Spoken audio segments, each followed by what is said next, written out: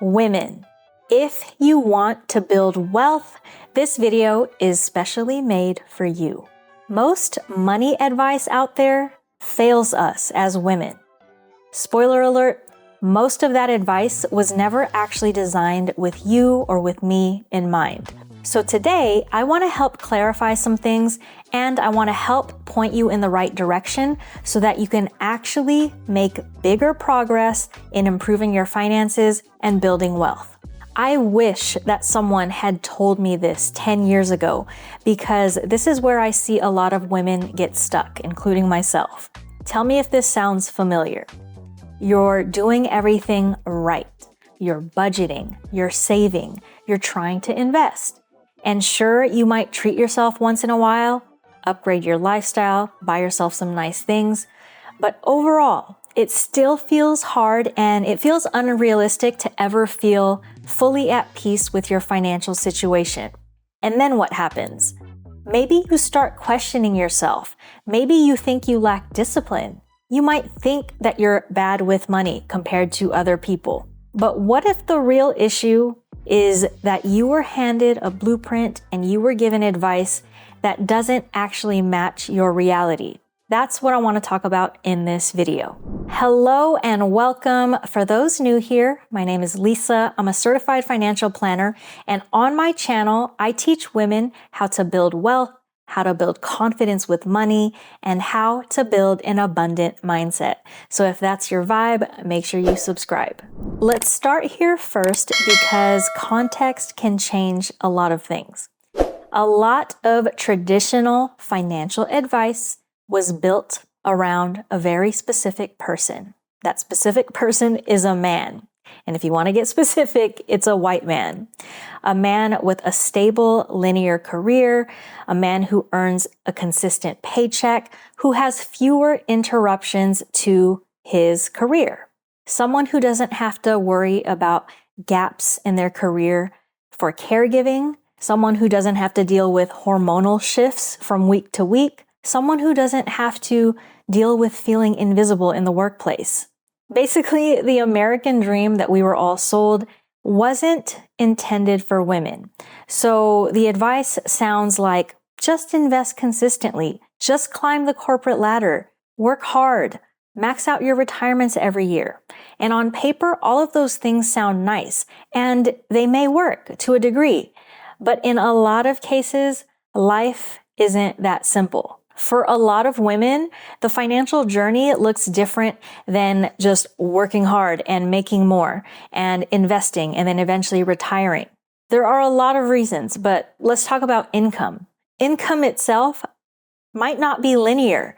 You might have career pivots, breaks, transitions, and often for women in our culture, there is usually more responsibility placed on you, whether that's family, caregiving, or even being the one who organizes things in your household, the groceries, the food, all the admin that comes with running a household. I'll touch more on this later in the video. Now, I wasn't going to go here, but now that I'm thinking about it, I can't not mention this. But for women who do break through and get into promising careers that pay well, the part that is more difficult for women than men is climbing the ranks, getting promotions, being heard, being respected for your ideas. Those things are not easy to do.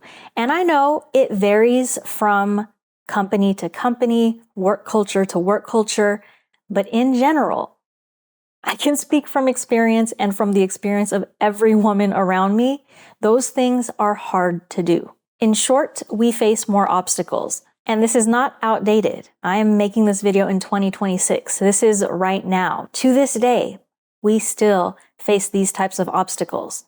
So when you get advice that assumes you have a consistent income, that your growth in your career is predictable, and that you will have zero interruptions, of course you're going to feel behind. And of course it's going to feel like you're doing something wrong if things don't turn out so perfectly like that. But I want to validate the fact that you're not doing anything wrong.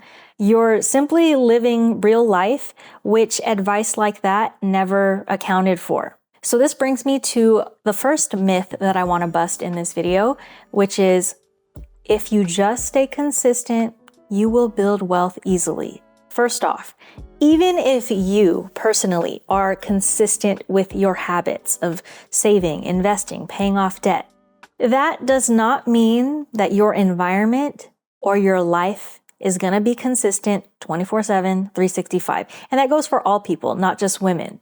Secondly, while I do believe that good money habits will lead you to financial security and wealth, whether or not it's that simple or easy depends on your situation, depends on how much you make, what the company is like that you work for, what your situation is at home. So if you have ever heard anyone say to just be consistent and it's easy to build wealth, but somehow you feel like that advice doesn't work for you and has never worked for you, let me tell you what's actually happening. It's simply that this advice doesn't work for your reality. And instead of questioning the advice, we tend to question ourselves. It's human nature to do this, to think if other people can do it and I'm struggling to do this, then I must be the problem. But let's re-examine. Staying consistent, like we said, assumes that you have a stable, linear income.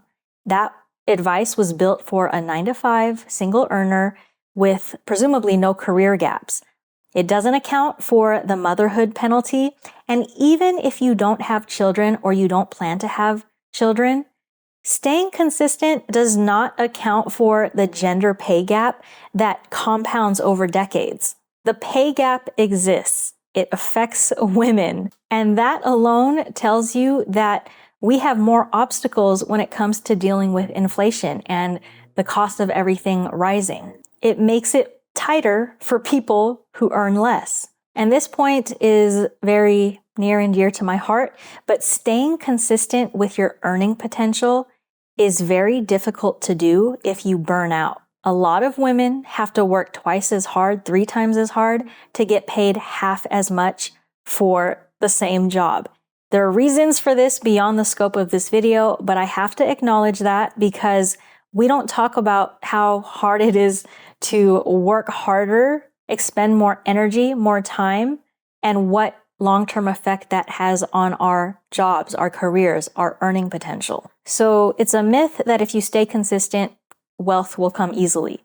A better reframe that you can have is this: wealth can be built if you are consistent as possible and if you can build a flexible and adaptable financial system. This means when different things happen in life, changes happen, you'll have a system that might bend, but it's not going to break. I want to get a little more specific because beyond the big picture, there are everyday pieces of advice that sound reasonable when you hear them, but they can secretly set you up to feel like you're failing. Myth number 2. Just cut out all unnecessary spending. This is one of the most common types of financial advice directed at women. Sure, it can come from a good place, and yes, it can apply to everyone, but I want to acknowledge that this is a loaded piece of advice. Here's why I don't like it. What it's really saying is your problem is you. Your choices, the lattes or cappuccinos that you buy, your online shopping habit, you are the reason that your finances aren't doing well.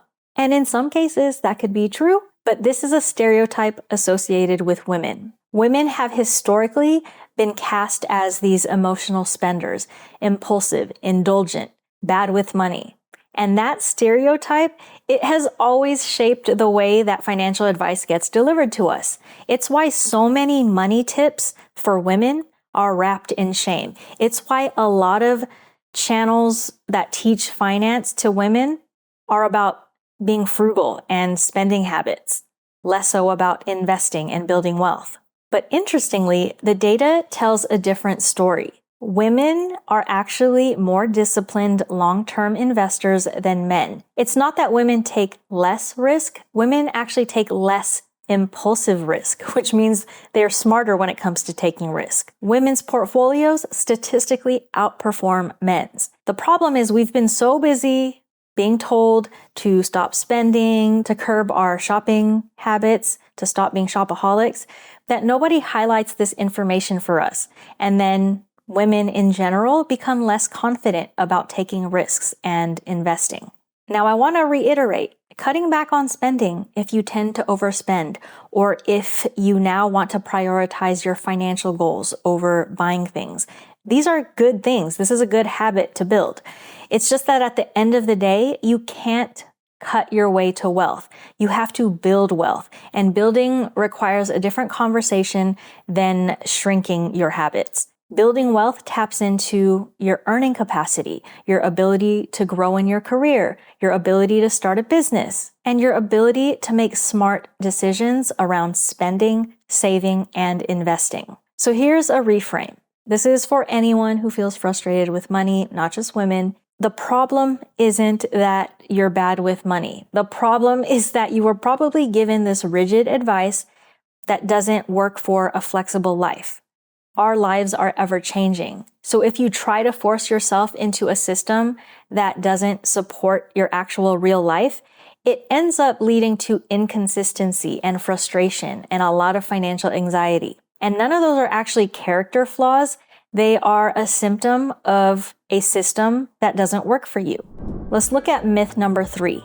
Investing is complicated, so leave it to the experts. This one is a very sneaky myth because it sounds humble, and it actually sounds responsible to do.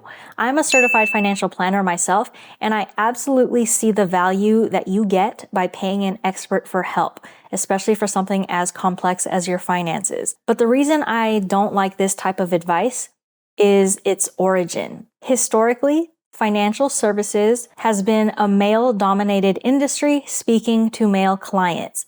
There is jargon, the whole culture, the assumed baseline of knowledge that you're supposed to have. All of it was built for rooms where women weren't invited. I don't know if you know, but women couldn't open a bank account or credit card account without a male cosigner until the 1970s. The 1970s was not that long ago. And when that happened, do you actually think that it was like one day women have no access, little financial knowledge, can't open a bank account, can't invest, and then a law passes and then the next day they all of a sudden had access and could easily build wealth? No, the truth is women have been playing catch up since then and still aren't fully there. And it's not our fault. The complexity of the financial industry, I don't think was incidental. I think complexity keeps people out of it. And for a long time, keeping certain people, including women, out of it was the point. So going back to this myth, while I have nothing against working with a professional, I want to bust the myth that investing is too complicated for you to understand. Because I promise you, investing can be learned. It might not happen overnight, but if you can decide that you deserve to hold this information, that you deserve to understand it, that's a great first step in the right direction, and I think you can go a long way from there. So if financial security is important to you and you want to build wealth, I want to cover a few basic pieces of advice that I think are universal. Man, woman, whoever. Number 1, build around your real life, not a perfect one. Your system should work on your busiest, most chaotic weeks, not just your best weeks. Your system should work during career gaps, when things aren't linear.